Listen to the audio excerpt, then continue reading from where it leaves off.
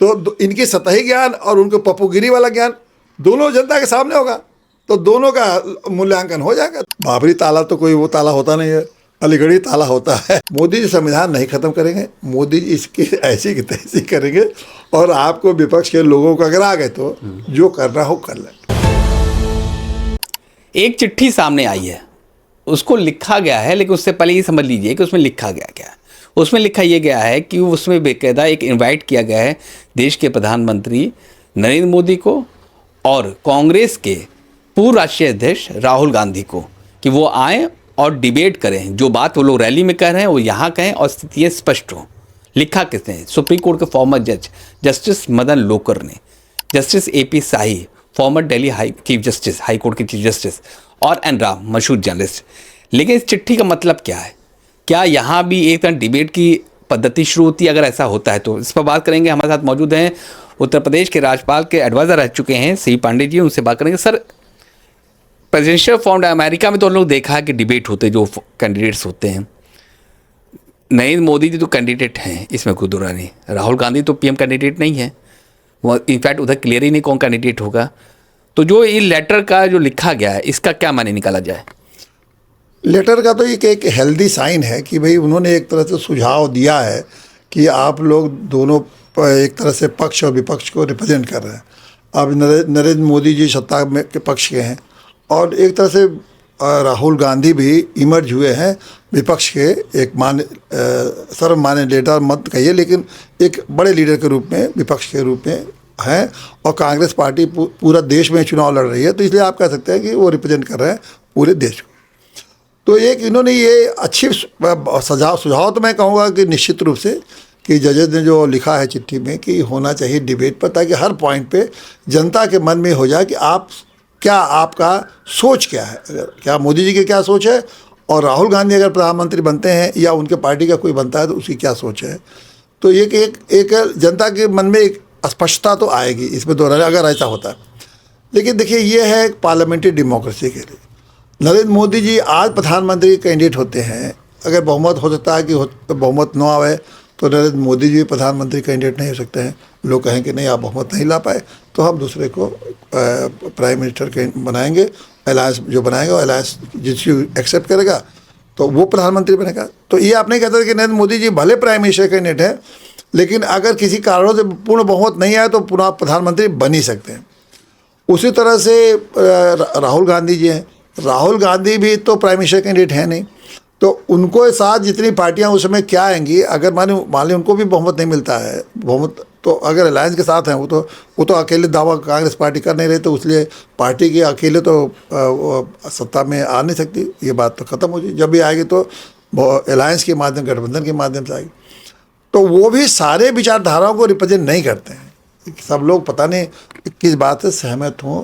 तो इसलिए जो लोग डिबेट में कहेंगे आपस में, तो वो डिबेट जो होगा वो मैं नहीं समझता कि उस डिबेट से जो ये बात कह देंगे उससे ये जनता के सामने ये मैसेज आएगा कि जो लोग होगा यही, अगर ये सत्ता में आते हैं तो वही होगा, ऐसी संभावना नहीं है। ये प्रेसिडेंशियल सिस्टम में होता है, क्योंकि वहाँ प्रेसिडेंशियल सिस्टम में जो भी राष्ट्रपति के कैंडिडेट होते हैं, वो अमेरिका में खास करके, तो पूरा डिबेट होता है, बहुत अच्छा डिबेट होता है, और लोग उसी हिसाब से इनके दृष्टिकोण से वो। लेकिन उस चिट्ठी में जिक्र भी है, जिक्र मुद्दों का है। 370 वापस आ सकता है अगर कांग्रेस आती, ये PM मोदी कहते हैं।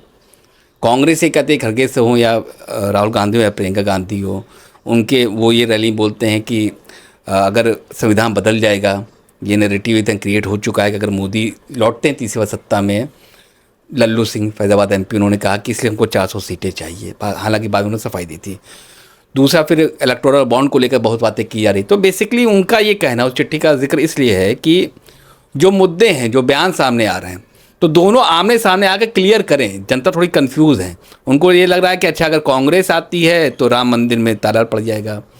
दूसरी बात, अगर BJP आती है तो संविधान बदल जाएगा। धर्म संकट में है जनता, किसको वोट दे। ये बिल्कुल सही आप कह रहे हैं कि जो इस चुनाव में जो मुद्दे उभर के आए, वैसे तो चुनाव में कोई 1 2 3 मुद्दा बहुत ज़्यादा मजबूती से उभर के नहीं आया, लेकिन एक संविधान का मुद्दा काफ़ी उभर के आया, जिसमें कि ये विपक्ष का कहना है, इंडिया गठबंधन का कहना है कि ये संविधान बदल देंगे, और प्रधानमंत्री नरेंद्र मोदी के कहना है कि हम संविधान नहीं बने। ये मुद्दा मैं समझता हूँ कि काफ़ी उभर के आया।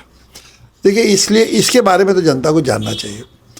खैर, ये क्या ये लोग कहेंगे उस पर आप विश्वास न करिए, लेकिन आप जनता को उस दृष्टि से मैं खुद अपने ढंग से बता रहा हूँ।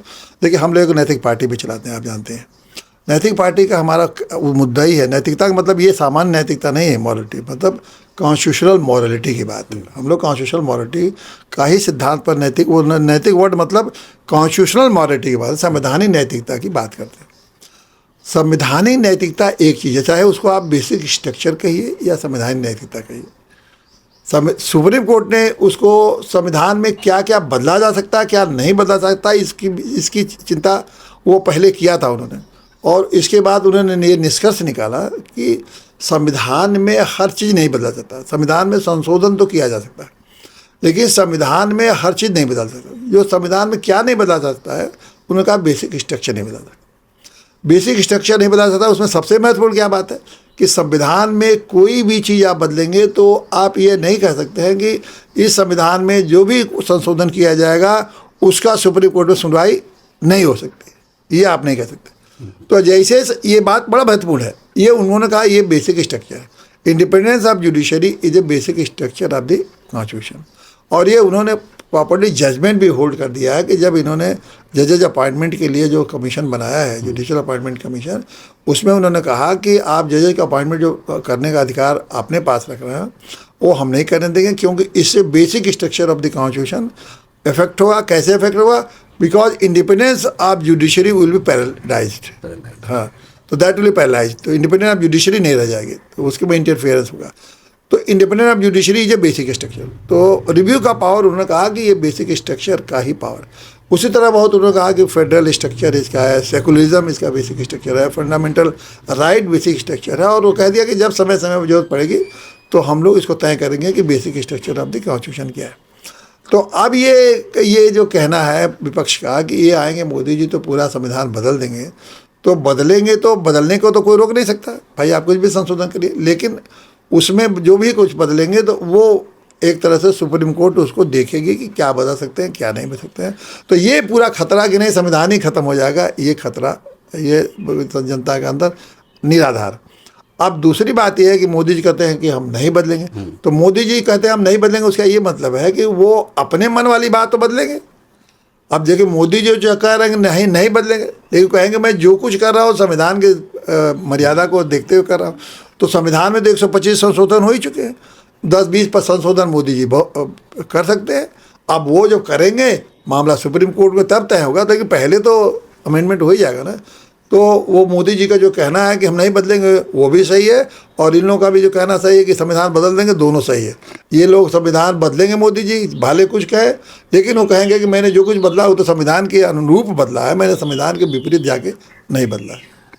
संशोधन एक होता है जो 125 बार आप कह चुके हैं, बदलना लोग कह रहे संविधान बदल जाएगा, ये दोनों फ़र्क क्या है और संविधान बदलने की प्रक्रिया क्या होती है? देखिए, संविधान संशोधन या बदल, देखिए कुछ ऐसे संविधान में संशोधन है जो कि पार्लियामेंट पास कर सकता है, वो कुछ सामान्य संशोधन होता है, और कुछ संशोधन होते हैं जिसमें कि 2/3 बहुमत और राज्यों में, क्योंकि फेडरल स्ट्रक्चर है तो 50% राज्यों से मतलब से 50% से ज़्यादा राज्यों का उसमें समर्थन होना चाहिए, जब तक वो राज्य की असेंबली उसको समर्थन। कौन सा बदलाव होता है? हाँ, ये किस बदलाव की बात कर रहे हैं आप? संविधान में 2 तरह का प्रावधान है। अब जैसे संविधान में आरक्षण को 10 साल बढ़ाना है, मान लीजिए जैसे, तो इसके लिए आपको संविधान संशोधन नहीं होता है, वो 10 साल आप बढ़ा सकते हैं, मामूली संशोधन है, पार्लियामेंट बढ़ा सकते हैं। लेकिन अगर आप लिखेंगे जुडिशरी के पावर को कर्टेल करने के लिए, तो वो एक बेसिक स्ट्रक्चर इफेक्ट कर जाएगा। उसके लिए अगर संशोधन करेंगे तो 2/3 बहुमत चाहिए, और उसके बाद राज्यों का उसमें अनुमोदन चाहिए। तो संविधान में भी सुप्रीम कोर्ट ने डिफाइन कर दिया है कि किस मामले में आपको संविधान में 2/3 बहुमत और राज्यों की अनुमति चाहिए, और किस में आप सामान्य ढंग से संशोधन करते हैं। सुप्रीम कोर्ट ने हमें तमाम निर्णयों में इसको स्पष्ट किया। जैसे जब ए रिड्यूस हुई थी 21 से 18, तो ये प्रक्रिया अपनानी पड़ी थी। कई जो आप बता रहे हैं कि 2/3 मेजोरिटी चाहिए थी और 50% ज़्यादा स्टेट के चाहिए था, उसमें शायद ये प्रक्रिया अपनाई गई थी। हाँ, तो बहुत सारे मामले, जैसे यही है जो जुडिशरी के जुडिशल अपॉइंटमेंट वाले में, उसमें भी ये प्रक्रिया अपनाई गई थी कि 2/3 बहुमत और 50 राज्यों से अनुमोदन। तो बहुत सारे कानून बने, इन्होंने संशोधन किए हैं कि जिसमें कि ये संशोधन माना गया। लेकिन बाकी जैसे महिलाओं का अभी आप देखिए, जैसे महिला आरक्षण में तो ये इस पर भी उन्होंने कह दिया है कि राज्यों से अनुमति लेके तब इन्होंने वो उसको संशोधन किया।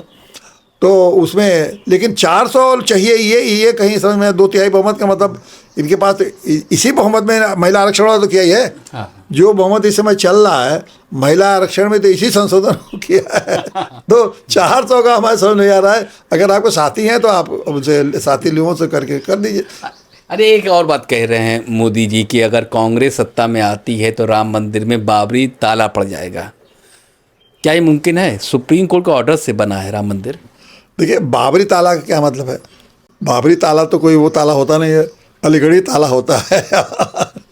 तो बाबरी ताला के कहने का ये मतलब है कि मोदी जी उसको जुमले से कह रहे हैं कि मुस्लिम वोटरों को उनको दिखाना चाहिए, हिंदुओं को, कि देखो मुस्लिमों का फ़ायदा हो रहा है। ये तो वो शब्द ही से उन्होंने मैसेज दे दिया कि कोई क्या ये मुमकिन है? अब मैं ये तो शब्द ही से बता रहे हैं कि ये बाबरी इस्तेमाल क्यों कर रहे हैं।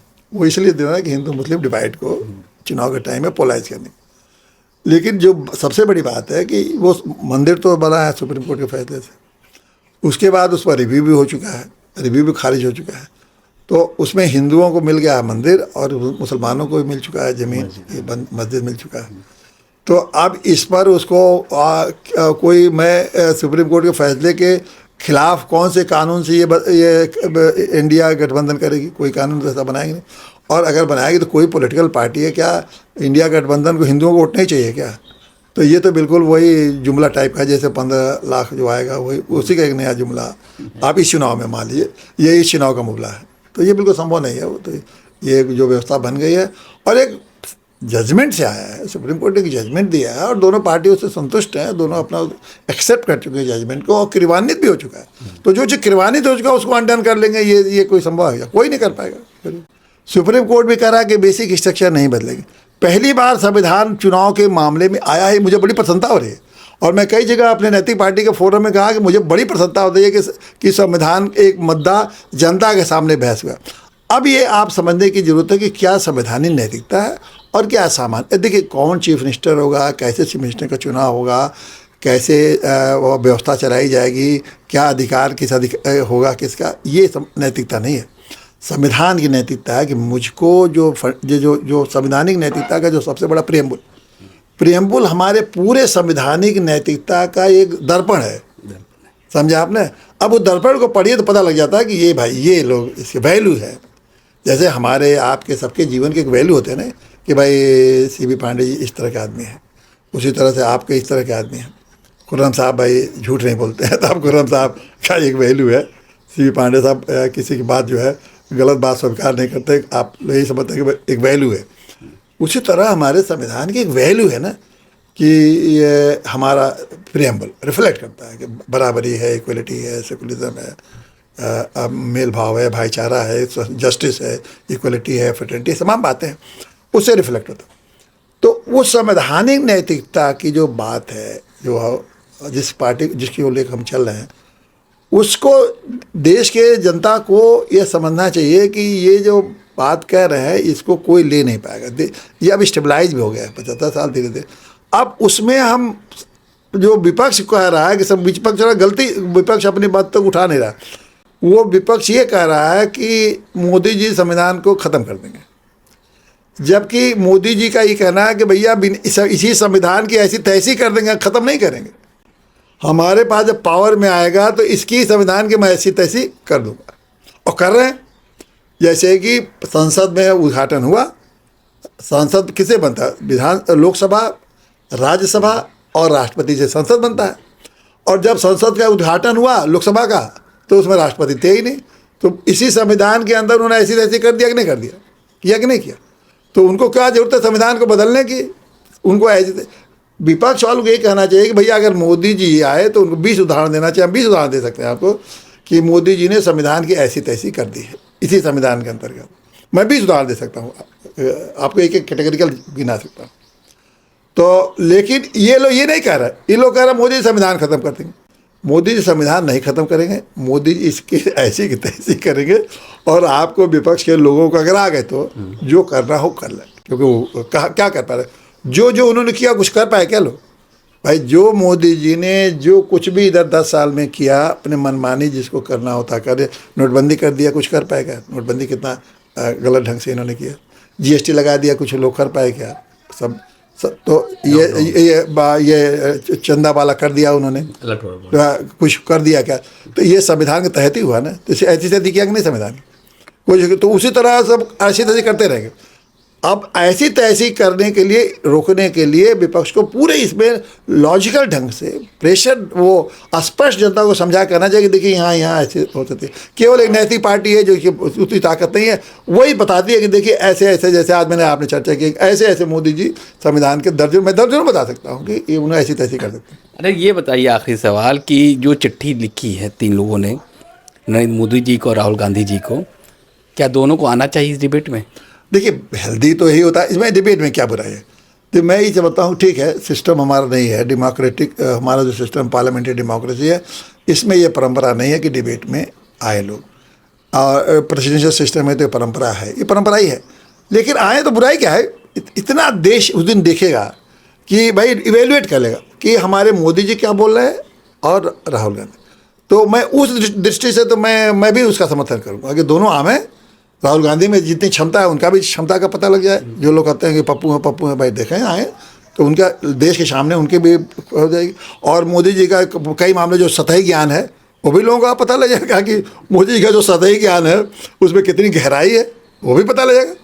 तो इनकी सतही ज्ञान और उनको पप्पूगिरी वाला ज्ञान दोनों जनता के सामने होगा, तो दोनों का मूल्यांकन हो जाएगा, तो कोई बुराई नहीं है इसमें। बिल्कुल सही, और काफ़ी इश्यूज रिजॉल्व भी हो जाएंगे बहुत बड़े। तो जो चिट्ठी है उस पर ऐसी परंपरा बहरहाल हिंदुस्तान में नहीं है, जो हमारे फेडरल सिस्टम ऐसे नहीं है, लेकिन आना चाहिए, एक हेल्दी डिबेट होना चाहिए पीएम मोदी और राहुल गांधी के बीच में, ताकि दोनों की जो छवि है जनता के बीच में वो बेहतर हो सके या ध्वस्त हो चुके। ये तो डिबेट करेंगे दोनों तब मालूम चल पाएगा, लेकिन दोनों को आना ज़रूर चाहिए। खुर्रम जामी, समाल लाइव, लखनऊ।